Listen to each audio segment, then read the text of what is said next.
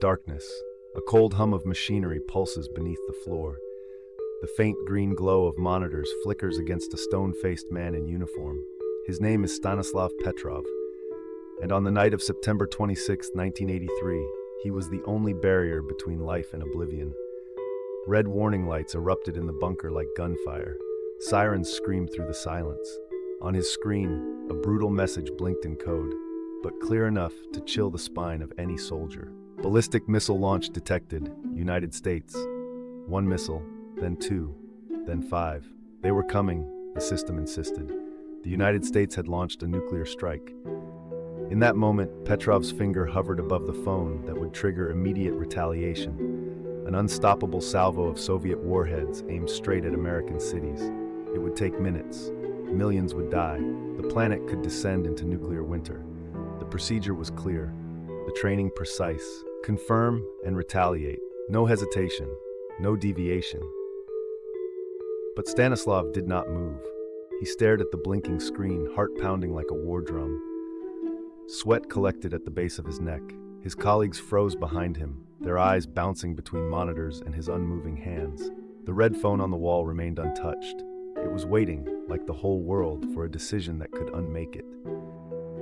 To understand the weight he carried, you must feel the air of 1983. The Cold War wasn't just diplomatic theater, it was existential roulette.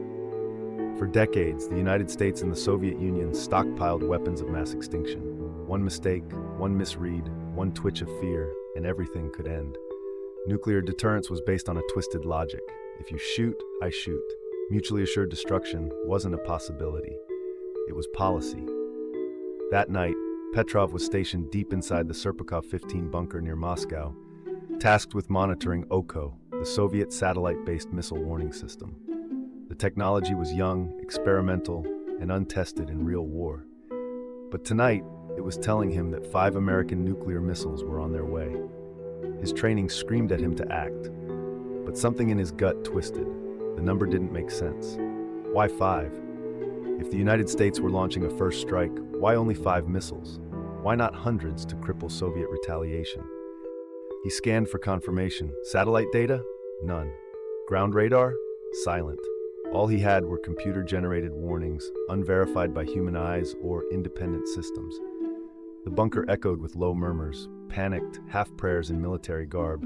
Someone urged him to escalate the alert, to pass the message up the chain. Still he hesitated. Protocol demanded he report an immediate attack. The Soviet military would respond with full force. But Stanislav didn't trust the system. Not fully. Not that night. He remembered his training and questioned it. Maybe it was a glitch, a shadow, a reflection. Maybe it wasn't real.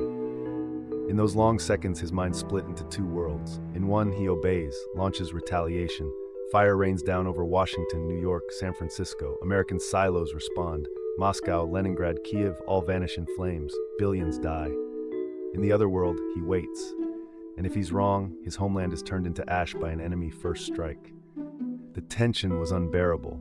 The red phone pulsed under dim emergency lights. Every second of silence added weight to his chest.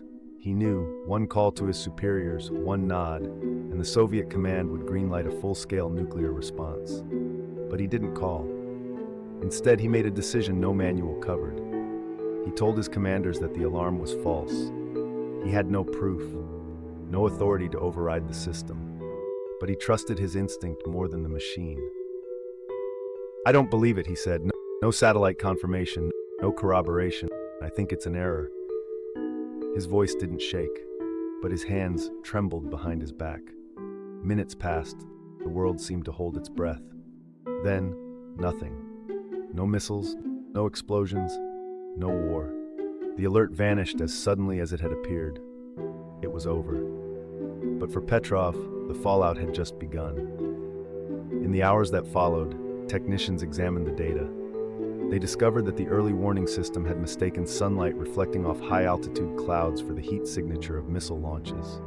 A software flaw, a cruel accident of timing and physics, had nearly caused the end of humanity. Petrov was quietly praised by some and quietly punished by others. His refusal to follow protocol embarrassed higher command. He was interrogated, not rewarded. His bravery didn't fit the narrative.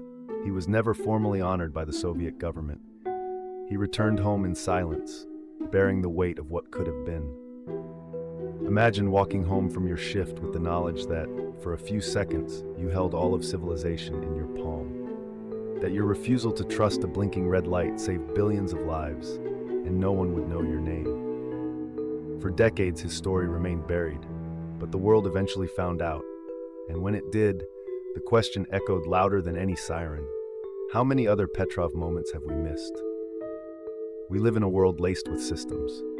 Automated defense, AI predictions, algorithms making decisions on our behalf. What happens when those systems glitch? When they misread? When they fail? Will someone question them? Stanislav Petrov did. And that night, he proved something terrifying and beautiful at once. That one person, one honest, clear-headed individual, can hold back the fire. Not with force, but with doubt, with reason, with conscience.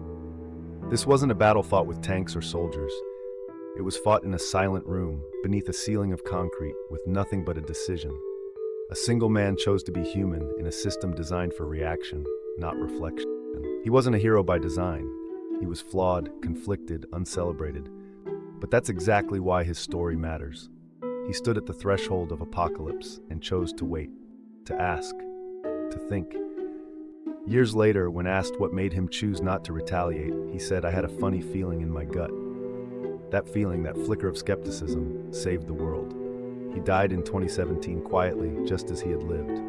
No parades, no medals. Just the ghost of a moment the rest of us never noticed. But if you ever wake to bird song, or sunlight, or laughter in a world that still exists, remember him. Remember the man who looked into the eyes of destruction and blinked first. Not all wars are fought with weapons. Some are fought with silence, with a refusal, with the courage to disobey the machine.